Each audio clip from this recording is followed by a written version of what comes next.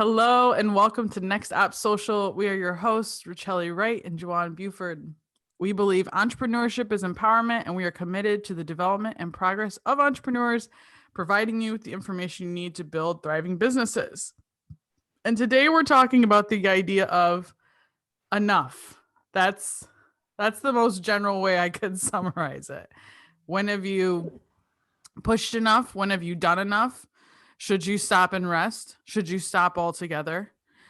And this conversation came up yesterday with Juan and I as we were talking about the current Olympics, 2021 Olympics that are happening. And what has hit the news is that Simone Biles, the greatest gymnast ever, has decided she wasn't going to compete in the final team event, not because she was physically injured, but she stated she needed a mental health break.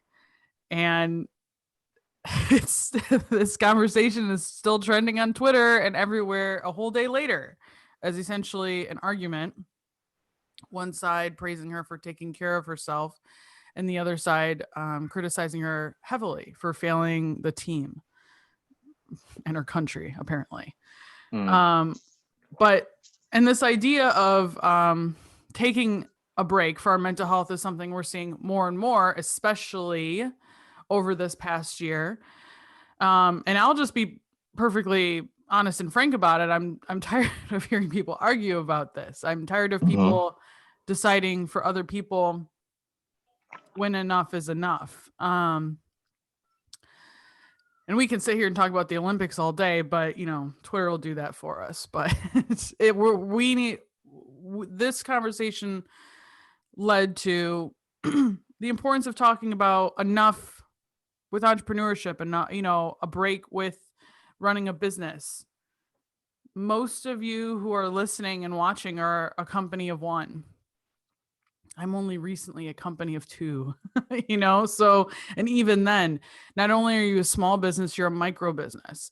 And as an entrepreneur, it's in your blood to want to keep going and do more and solve problems and be available and do all these things, in whatever direction your passion is. But it is a lot of work, and it takes an extensive toll. And we often just really truly forget that we have to stop for a second. We have to take care of our mental health as well. And I think we almost need to come up with another term for that, because mental health has now become synonymous with lazy sometimes. And that's also extremely problematic. So, one example I was giving Joanne yesterday when we were briefly discussing this was, if you were to break your leg today, and you would know after breaking your leg that you're out for at least 6 to 8 weeks. That leg has to heal, and you have to rest so that it can heal. The same thing goes for your brain. Your brain is a muscle, arguably the most important one. If it is not working, then nothing is going to work. So why is it that when we break our leg, we know that we're going to have to stop, rest, let it heal for at least 6 to 8 weeks? But if something traumatic is happening, or our mind isn't right, or we are pushing through burnout, or we're pushing through something extremely mentally very difficult and taxing, that we're going to wake up tomorrow and just be fine. That's just not the case. For a long time, I did marketing and also various other things, but I worked at a traumatic brain injury rehab facility here in Metro Detroit. And it's for adults with traumatic brain injury. Most of those people experience those TBIs through car accidents.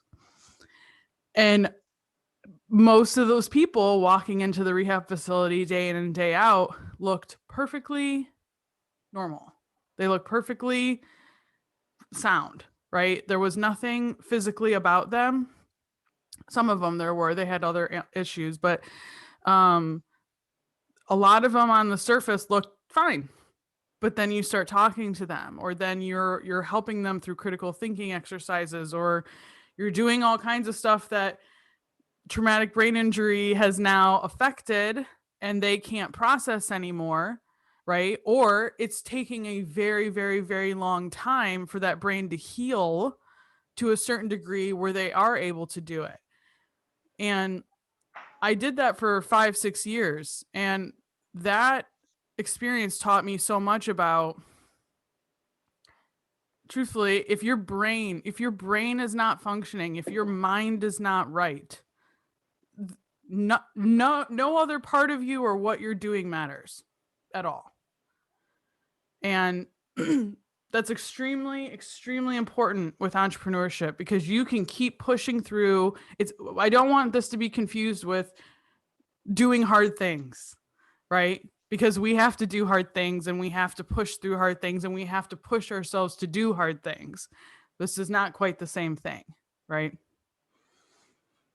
So Rochelle's absolutely right. I saw this topic trending yesterday, and I kind of already knew what was going to unfold, right? I knew there was going to be two sides. One side criticizing her as not being tough or strong enough, right?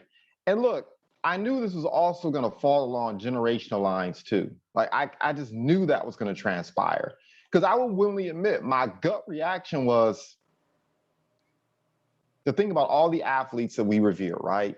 To think about all the athletes that we put up on a pedestal for their ability to push through trauma, for their ability to push through injuries, for their ability to push through emotional and psychological distress, who've achieved these trophies, these rings, et cetera, et cetera, et cetera, right?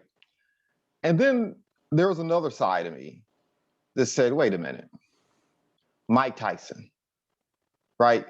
I thought about that. I mean, that's an athlete that we literally saw unfold literally while performing his trade as an athlete.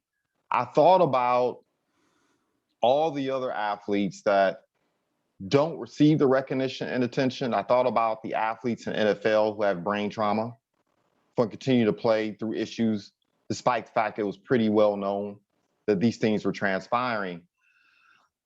And I said to myself, I understand that a lot of people look at athletics like they're consuming things, but these are people. Right. Right. And I think, there's a lot of tropes I can go on to here.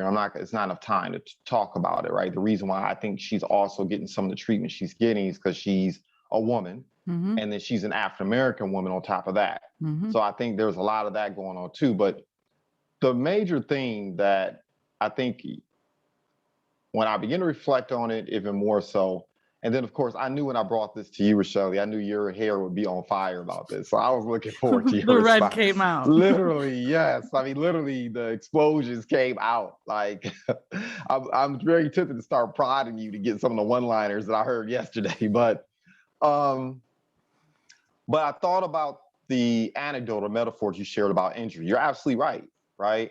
As someone that has had surgery, as someone who has suffered injuries before, you just don't get up, right, and start doing what you normally would do. Your body is broken, is in disrepair.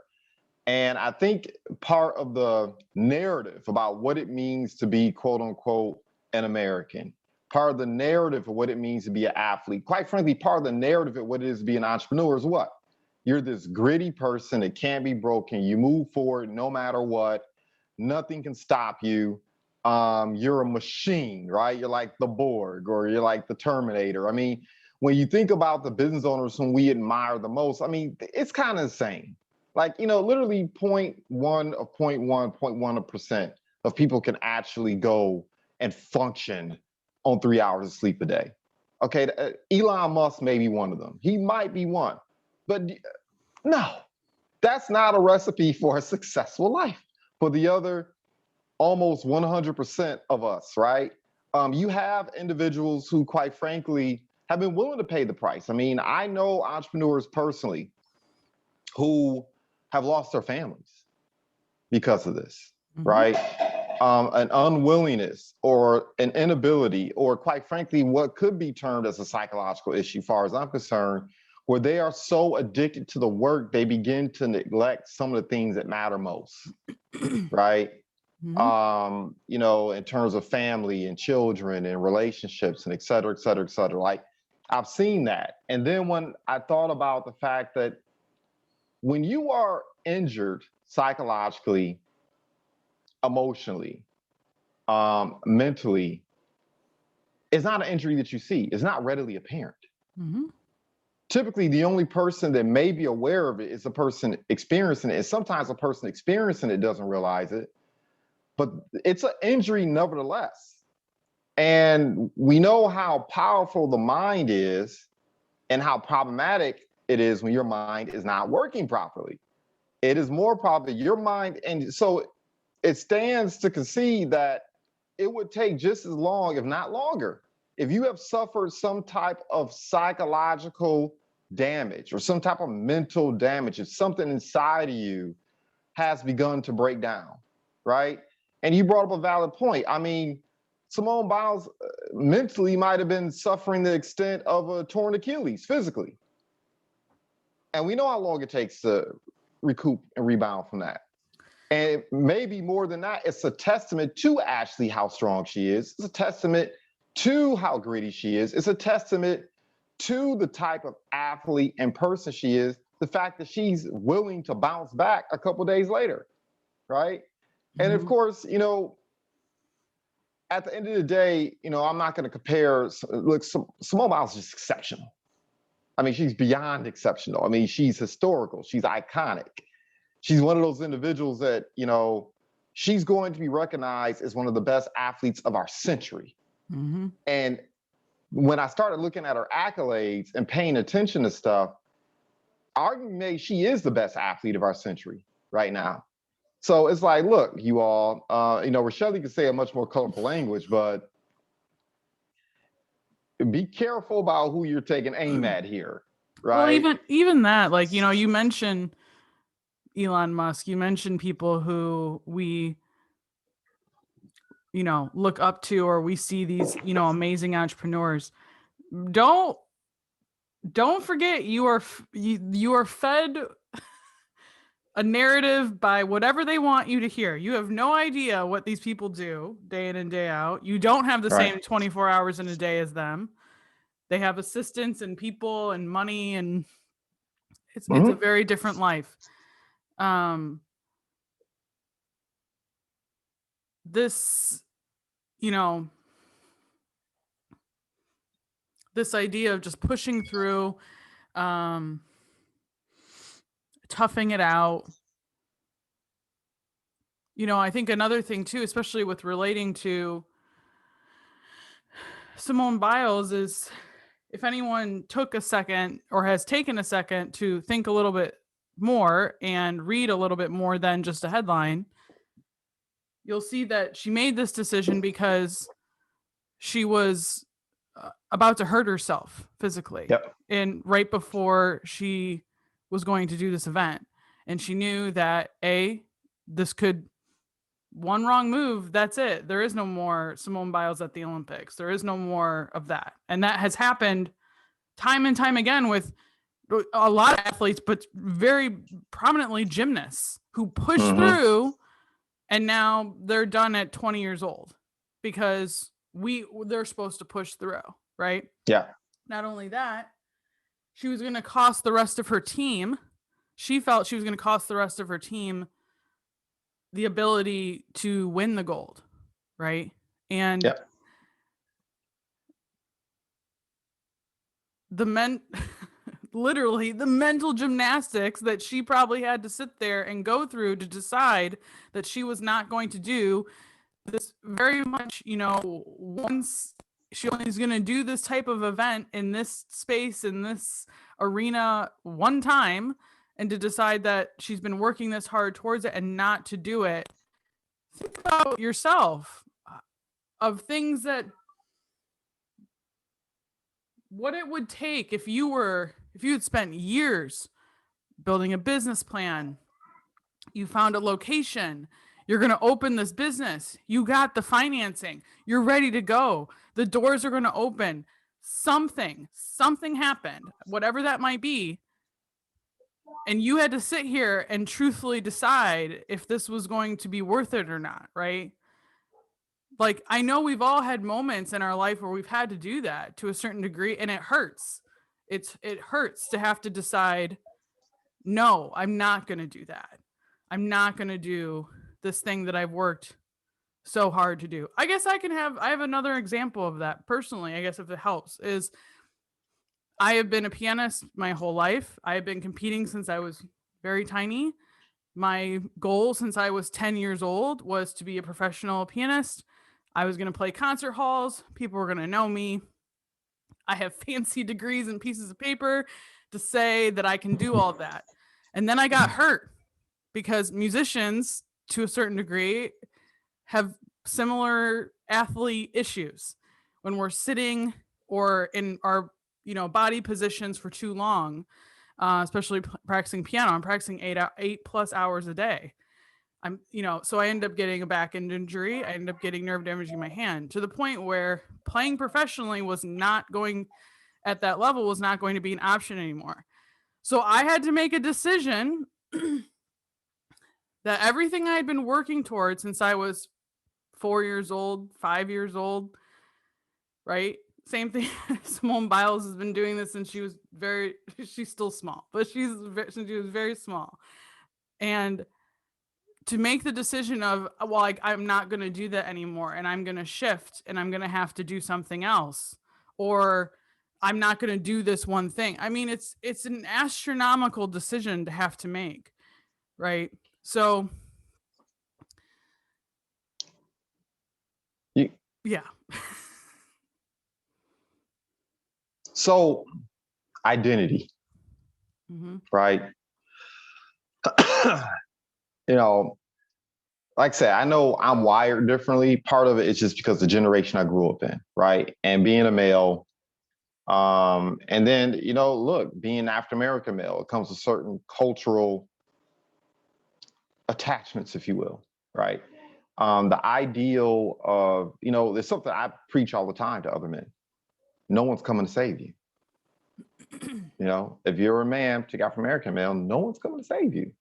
You end up in jail, no one's coming to save you. You end up broken, your knuckles are going to say, hey, you're a waste on the system, hurry up and die.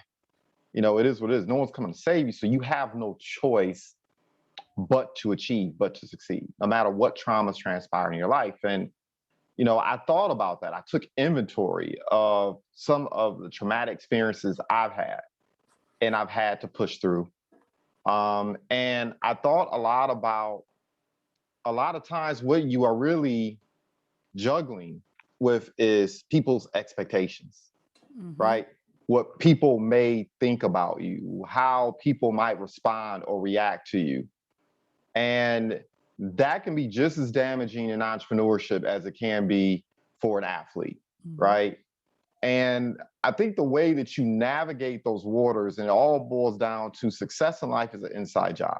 You can't let other people define you. You can't let other people determine what success, what happiness, what fulfillment, responsibility, and accountability looks for you. It's an inside job, right? You have to ask yourself, what are your core values? What are your core principles? What are the things that matter most to you? I mean, I got to believe, without knowing Miss Simone Biles, athlete of the century, I'm just going to start saying it now.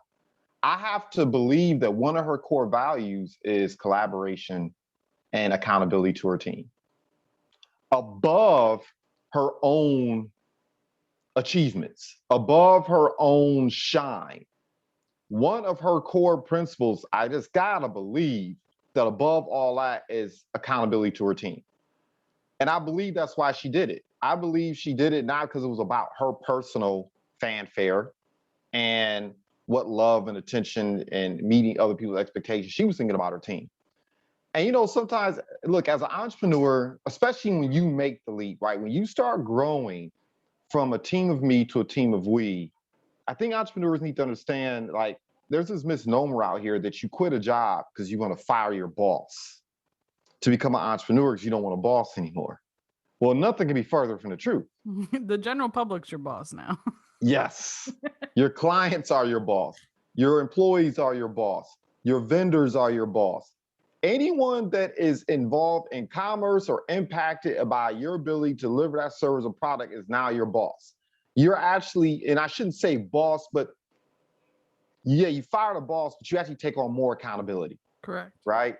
And part of that accountability is also understanding when something traumatic has happened in your life and when you need to take a pause. I mean, sometimes things do break you, right? And I can recall many a time, especially as it relates to, issues related to my children and family law, where I probably pushed through some things and wasn't performing at optimal levels, but because I have this mindset, right or wrong, which as I grow older, I'm beginning to understand a lot of it was wrong, that sometimes you just got to press pause. You got to say, look, in order for me to be the leader I need to be, in order for me to do the things I need to do, in order for me to deliver and give my best self, I need to take a break because I'm being sheared, right? And it was so fascinating to have this discussion with you and to see this unfold and to really draw the metaphors and the similarities between athletics and entrepreneurship and understand that it's a lot of the same type of stresses, right? In terms of performance, optimization, being in your right mind, physically and otherwise, to go out here and do what it is you need to do. And it's like it's a shocking lack of empathy. Number one, about how people are coming at Biles. And then number two is a shocking lack of empathy when it comes to expectations that people put on entrepreneurs and that entrepreneurs, quite frankly, put on themselves, right? Because we hear the story, of course, because we're already on the subject matter and mentioning him. We hear about the Elon Musk and the Steve Jobs and the Gates and all this other stuff, but we don't hear about the suicide stories. We don't hear about the crippling, debilitating psychological impacts that Or we entrepreneurs go do through. several years later in a 5-part documentary and realize it was all a mess. Yes. And so, I thought this conversation was really important. Besides that, I like to catch you sometimes when you're on fire. Like people don't get to see that part of your personality. Oftentimes you're just kind of, listening in and taking notes, and you're handling everything that goes on behind the scenes. Look, everyone, I am a IT dinosaur. Absent Rochelle, this would not take place. So she's oftentimes focused on that, but I knew I was going to light a fire underneath you when I brought this subject matter up, and I'm glad we're having this discussion today because I think it's so relevant. It's so important. We talk about mental and psychological health and the role that it plays as entrepreneurs and people and how we interact and get down. And I'm not going to be juvenile and try to poke and prod you to get some of the colorful language I got out of you, but another thing that kind of came up that I thought about as we were talking about it yesterday, and I did mention it was, and I actually realized where I heard this from, and it was from Gary Vee, and if someone was asking him a question about burnout, right? This one young lady was like, I'm hitting this wall, and I'm just extremely tired, and I'm not passionate about this. I'm not motivated by this. Do you have any tips around me moving through this burnout? And he looked at her and he goes, are you burnout or are you done? Right? It's okay to be done. And it's okay if also to be done at something that you thought you were going to do forever and now you're not. Right? Like, again, we use these words and terms and this idea of entrepreneurship. Also, we think about entrepreneurship in our American culture, and when we think about entrepreneurs, we think of them as they build lifelong big legacy companies, right? Or whatnot. But on the flip side too, again, we don't talk about we don't talk about enough about how many things failed before they got to that success.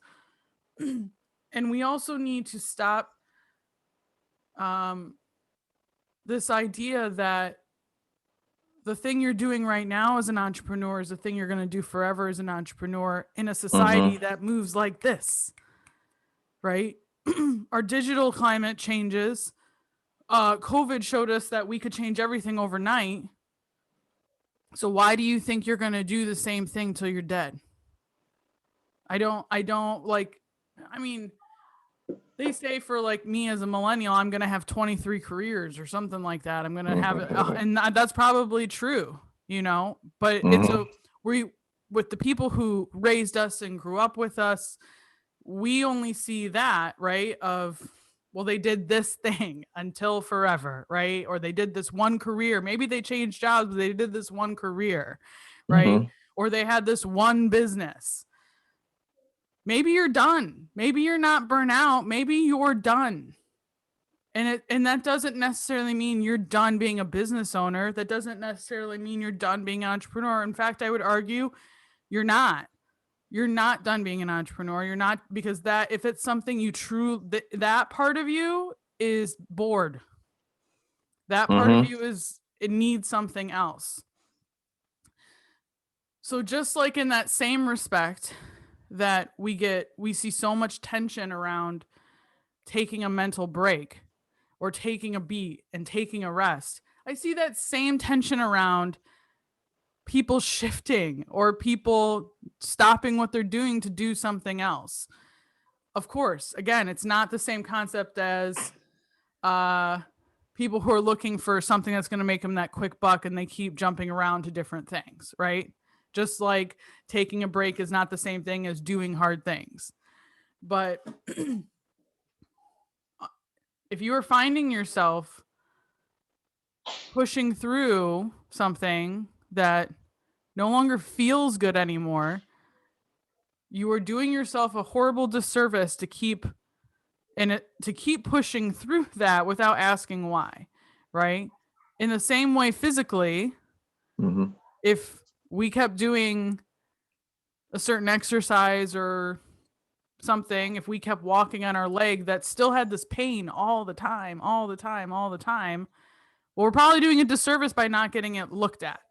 We're probably doing a disservice by not stopping to understand why is there pain in my leg, right? So,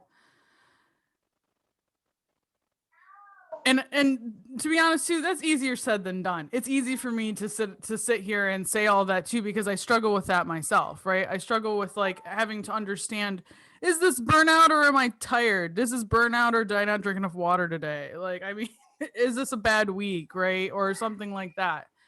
But it's just so vitally important, and it's going to be I truly think the make or break difference between your success as an entrepreneur. Your ability to know when to stop, your ability to know when to stop doing something so that you can make room for something else too. Right? Yeah, it's I think it always goes back to core values, core focus, right? Knowing what your priorities are, knowing what matters most to you, knowing what is most important to you. And the moment that thing that you're doing is no longer in alignment with your core values and your core focus, it's hard to put your life's energies behind a compromise. And as an entrepreneur, compromising will break you. It will break you down, right? And I think at that point, you have to know that's when it's time to quit. When this thing that I'm doing isn't serving me in that way, right? And so if it's lined up with your core values and your core focus, then it might be, okay, maybe you just need to exercise a little bit more grit, right? You're not being broken, you're just tired. And that's gonna happen, right? Gravity's gonna work on you from the time you wake up in the morning. But once again, the moment where what you're doing is no longer in alignment with the things that matter most, it's time to do some serious evaluation, right? Because you might be harming yourself. And that's kind of how I think about it when I'm having conversations, even with other entrepreneurs. I'm listening. Like, is this thing that you're doing really lined up with what matters most to you? Is it really serving you? Or are you just staying in a bad relationship, so to speak, right? Because you're accustomed to it, right? You're accustomed to the bickering. You're accustomed to the arguing. You become accustomed to the abuse, to the pain, to the damage sometimes, right? sometimes the heart wants things that not necessarily good for it because it's just accustomed to it. Is it time to take on a new dance partner? And that's how I look at it, right?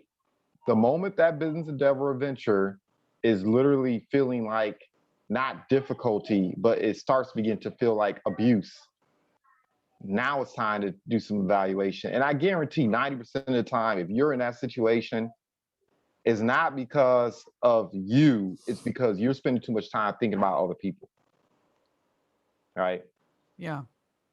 And so, as always, Michelle, these conversations are always wonderful and fantastic. And well, we did talk about how we need to talk half the conversations we have after or between Next Up Social probably needs to happen on Next Up Social. So, I'm I'm curious, especially for those who are listening and watching, like, have you taken some time to reflect on things that you've pushed through that didn't work out in your favor to push through, right? I think we need to reflect on that. I want to be also very mindful that not everyone is given the luxury of being able to take a beat and rest, right? That's true. Well, that's just not so.